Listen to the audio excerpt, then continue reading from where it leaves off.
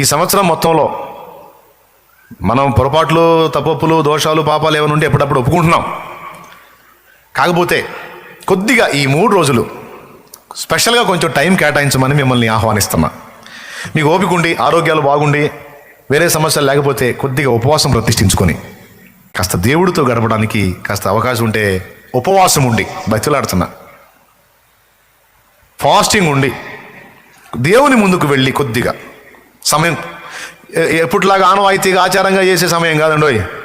ఇది స్పెషల్. కొద్దిగా సంవత్సరాంతంలోకి వచ్చాం కదా, లెక్కలు చూసుకోవాల్సినటువంటి టైం అనమాట. కాస్త టైం కేటాయించి ఫాస్టింగ్ ఉండి కొద్దిగా బేరీస్ వేసుకోండి, చూసుకోండి.